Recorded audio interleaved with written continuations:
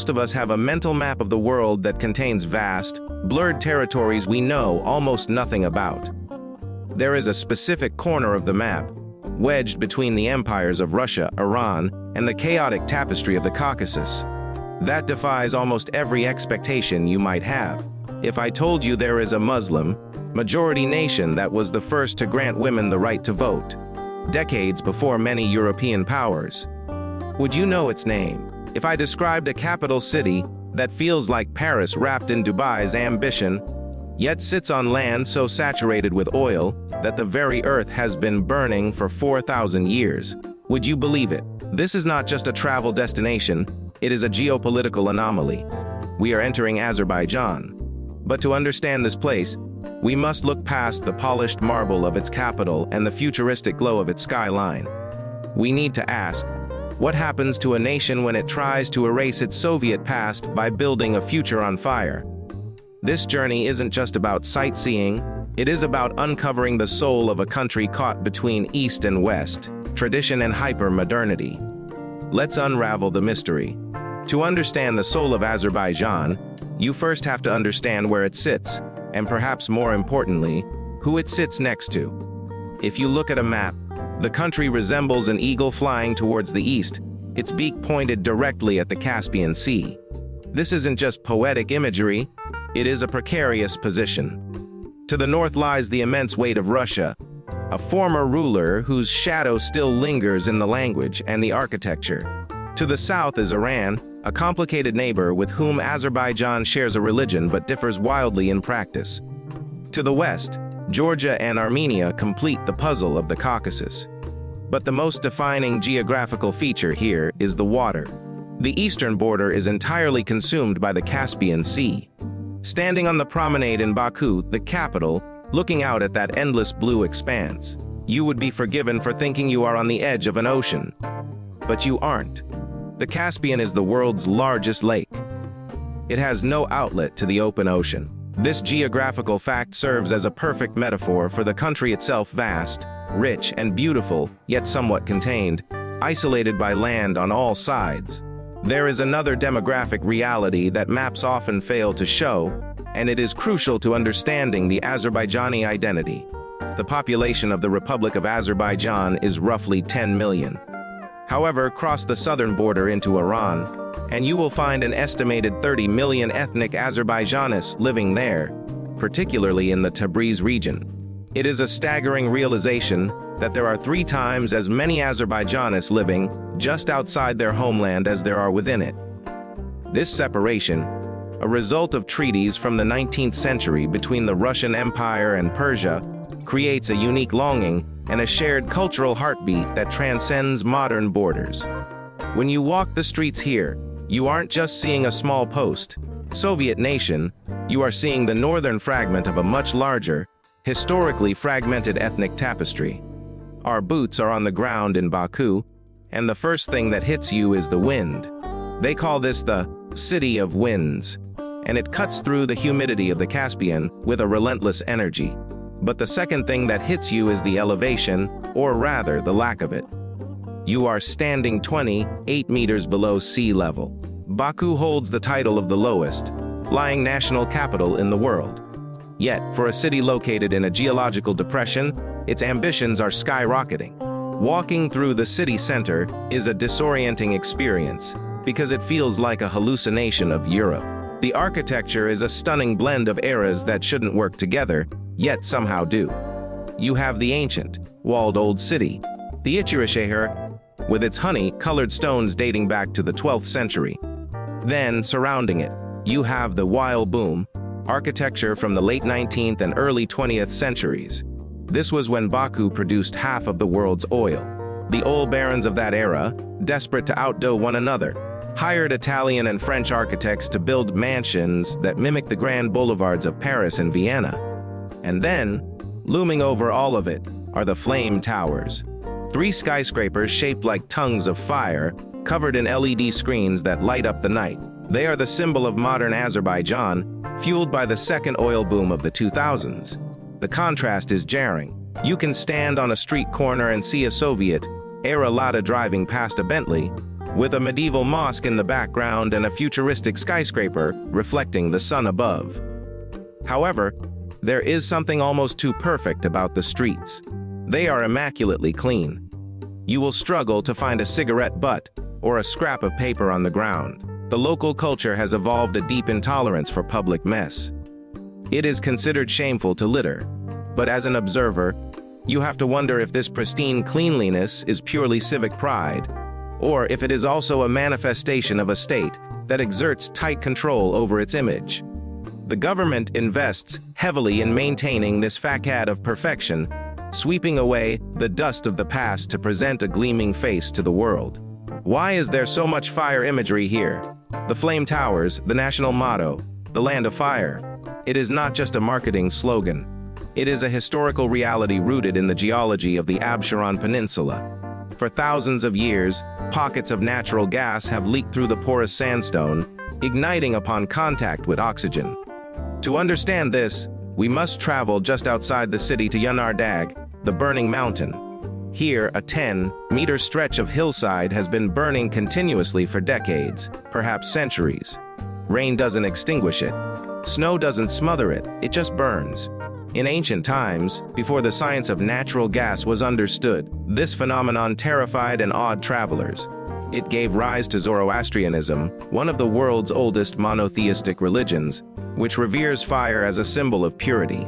At the Ateshka Fire Temple, located in a suburb of Baku, you can feel the weight of this history. This complex was a place of pilgrimage for fire worshippers from as far away as India. While modern Azerbaijan is technically a Muslim country, this ancient reverence for fire is still embedded in the national psyche. It creates a fascinating layer of identity that predates Islam. This might explain, in part, the intense secularism of the country. Religion here feels more cultural than dogmatic. Unlike in some neighboring nations, the state is strictly secular. You will see very few headscarves on the streets of Baku, and alcohol is widely available. The constitution does not establish an official religion, and the society operates on social values rather than religious decrees. It is a reminder that Muslim world is not a monolith, it is a spectrum, and Azerbaijan sits on the most liberal end of that spectrum. As we delve deeper, we must confront the economic paradox that defines life here. Azerbaijan is undeniably rich in resources. The state oil company of Azerbaijan Republic, known as SOCAR, is a global brand. When you see the marble underpasses and the skyline of Baku, you see the petrodollars at work. But does this wealth trickle down? This is where the story gets complicated. The minimum monthly wage is officially around 345 to 400 manat, which is roughly 200 euros. Even the average salary hovers around 500 euros. Yet walking past the luxury boutiques in downtown Baku, or looking at the rental market, where a decent apartment costs nearly as much as an average monthly salary, the math doesn't add up. There is a stark inequality masked by the city's beauty. For a tourist, Baku is incredibly affordable. You can ride the metro, which, by the way, is a masterpiece of Soviet engineering with chandeliers and marble stations, for pennies. You can take a Bolt or Uber across the city for $2 or $3. But for the locals, this affordability is their ceiling. The Dutch disease, an economic term where a booming resource sector hurts other parts of the economy, is visible here. The cost of living in the capital has risen to meet the expectations of the oil elite and expats, leaving the working class, the teachers, and the service workers to struggle. This economic pressure forces a unique social dynamic. You will see older men driving taxis to supplement their income, often nostalgic for the stability of the Soviet era. You will see young men working long hours in restaurants, dreaming of migration. Despite the oil wealth, the Azerbaijani passport is surprisingly weak, ranking low on global mobility indexes. Citizens can travel visa-free to only a handful of countries, mostly neighbors like Russia, Georgia, and Turkey. It is a gilded cage at a beautiful, modernizing country that is difficult for its own average citizens to leave, not because of laws, but because of economic and diplomatic barriers. You cannot talk about Azerbaijan without addressing the scar that runs across its map and its collective memory, the conflict with Armenia. For over 30 years, These two nations have been locked in a cycle of war and ceasefire over the Karabakh region. For a traveler, this tension manifests in a very specific, practical way. You cannot enter Azerbaijan by land. Since the COVID-19 pandemic, the land borders with Georgia, Russia, and Iran have remained officially closed to passenger traffic.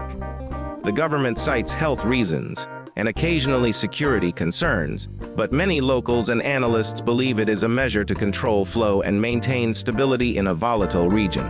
This means you must fly in. Once inside, there is an unwritten rule for every visitor: do not discuss politics and, specifically, do not bring up Armenia.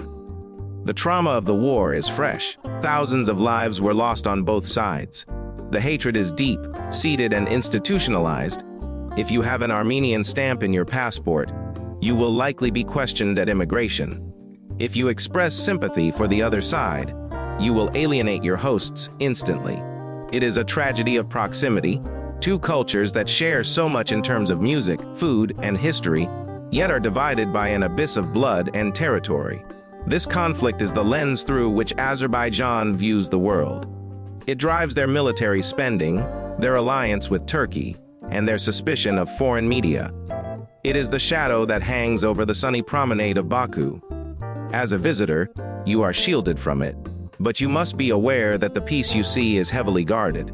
If you only stay in Baku, you haven't seen Azerbaijan. You have only seen the showroom. To see the warehouse, you need to drive out into the barren, lunar landscapes of Gobustan. Here, you will find one of the strangest natural phenomena on Earth: mud volcanoes. Azerbaijan is home to nearly half of the world's mud volcanoes. These aren't the magmatic lava spewing mountains you might imagine. They are small, gurgling mounds of cold, gray mud that bubble up from deep within the earth, driven by gas pockets. Standing in the middle of a field of these bubbling cones feels like standing on Mars. It is silent, save for the wet plop of bursting gas bubbles. It is messy, primal, and utterly uncommercialized. Further out, the landscape shifts dramatically from semi-desert to the lush, green Caucasus Mountains. Cities like Shiki offer a completely different vibe. Shiki was a stop on the Silk Road, and the Palace of the Sheikh Khans is a jewel of craftsmanship, famous for its shibek windows, stained glass mosaics held together without a single nail or drop of glue. In these mountain villages, the pace slows down. The Soviet influence fades, replaced by a timeless Caucasian hospitality. You realize that the tiredness observed in the city is a symptom of urban grind. Out here, the spirit is more robust, connected to the land and the seasons. We need to correct a major oversight in many travel guides: the food. To say the food is delicious is an insult to the complexity of Azerbaijani cuisine. This is where the Turkish, Iranian, and Russian influences collide on a plate. The king of the table is plav. But this isn't just rice. Azerbaijani plav is a ceremonial dish, often served with saffron-infused rice on a large platter, topped with dried apricots, chestnuts, raisins, and tender chunks of lamb. Underneath the rice lies the gazmag, a crispy, golden crust made from lavash or potatoes that is fought over at the dinner table. Then there are the dolma, tiny, delicate grape leaves stuffed with minced lamb, round and bite-sized, unlike the cigar-shaped versions found in Greece or Turkey. And you cannot ignore the kutab, a thin, crescent-shaped flatbread filled with pumpkin, greens, or meat, griddled until crispy and brushed with butter. It is the ultimate street food. But the true heartbeat of social life is tea. Tea here is not a drink, it is an institution.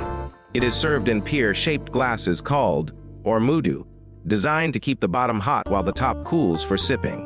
And it is never served with sugar in the glass. Instead, it is accompanied by jams: walnut jam, white cherry jam, rose petal jam. You take a spoonful of jam, hold it in your mouth, and sip the tea through it. This ritual is how business is done, how conflicts are resolved, and how guests are welcomed. Refusing tea is practically a declaration of hostility. There is a misconception that the people here are cold or low energy. It is easy to interpret the stoic Soviet face, that neutral, unsmiling expression common in public spaces, as unhappiness. But this is a cultural shell. The moment you break the ice, perhaps by complimenting the country or simply asking for directions, that shell cracks wide open. The men, often characterized by their dark features and sharp dress sense, can be incredibly protective and chivalrous. The tiredness, some observers note, is often a reflection of the economic hustle mentioned earlier, the weight of being the provider in a high-inflation economy. And the women? They are the backbone of this society. While some might suggest they dress conservatively and lack sexiness, this is a superficial reading. Azerbaijani women are known for their impeccable grooming. In Baku, you will see a fashion scene that rivals Milan, but with a modest twist. They value elegance over exposure. And let's not forget their role in society. The vice president of the country is a woman. Women are active in business, science, and the arts. They are not hiding in the shadows. They are navigating a complex path between traditional family values and modern professional ambitions. A note on safety. Despite the rough geopolitical neighborhood, Azerbaijan is statistically one of the safest countries in the world for travelers. Crime against tourists is exceedingly rare. You can walk the Baku Boulevard at 2 in the morning with expensive camera gear and feel safer than you would in London or Paris. The police presence is high, yes, but the culture itself is non-confrontational towards guests. The concept of ganak, guest, is sacred. So, what are we to make of Azerbaijan? It is a country that doesn't quite fit in any box. It is Muslim but secular. It is Soviet but aspiring to be Dubai.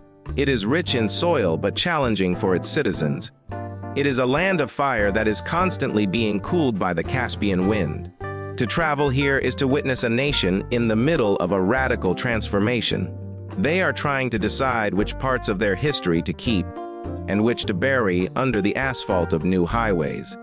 It is a place where you can stand on a prehistoric mud volcano in the morning and dine in a skyscraper that looks like a spaceship in the evening. It is complex, it is flawed, it is incredibly proud, and that is exactly why it deserves your attention. It challenges the lazy narratives we often apply to this part of the world. What surprised you most about this mix of fire, oil, and history? Is it the secularism, the burning mountains, or the economic paradox? Let's discuss it in the comments below. If this deep dive helped you understand the world a little better, share it with a fellow explorer who appreciates the story behind the scenery. And for more journeys into the misunderstood corners of our planet, stay tuned. There is always more to discover.